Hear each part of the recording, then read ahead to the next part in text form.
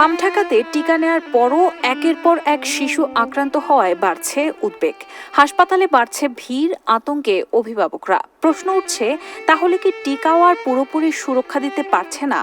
যদিও চিকিৎসকরা বলছেন টিকা নেয়ার পর আক্রান্ত হলেও এসব শিশুর জটিলতার ঝুঁকি কম। দেশজুড়ে হামের বিস্তার ঠেকাতে গত মাস থেকে জরুরি হাম রুবেলা টিকাদান কর্মসূচি চলছে, যা ধাপে ধাপে সারা দেশে বাস্তবায়ন করা হচ্ছে। 6 মাস থেকে 5 বছর বয়সী শিশুদের টিকাদানে অভিভাবকদের অংশগ্রহণ থাকলেও টিকা নেওয়ার পরও আক্রান্ত হওয়ার ঘটনায় বাড়ছে দুশ্চিন্তা।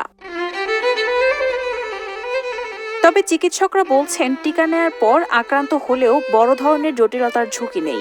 অনেক সময় টিকা পুরোপুরি কার্যকর হওয়ার আগেই ভাইরাস শরীরে সংক্রমণ ঘটায়।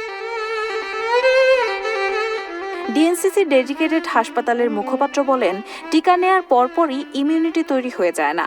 একটি টিকার পর পূর্ণ ইমিউনিটি তৈরি হতে 3 থেকে 4 সপ্তাহ সময় লাগে। সেই সময়ের মধ্যে কেউ আক্রান্ত হতে পারে। কোনো টিকাই 100% সুরক্ষা দেয় না, তবে টিকা নেয়া থাকলে আক্রান্ত হলেও জটিলতা ও মৃত্যু হার কম থাকে।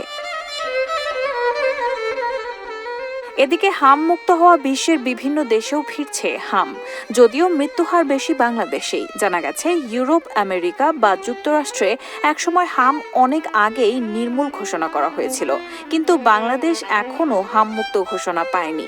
ওই দেশগুলোতে উন্নত চিকিৎসা ব্যবস্থা, ভালো পুষ্টি ও উচ্চ সচেতনতার কারণে মৃত্যুহার অনেক কম। তবে আমাদের দেশে সচেতনতার অভাব ও পুষ্টিহীনতা মৃত্যুহার বাড়াচ্ছে। রাহানা হক মুন, RTNN।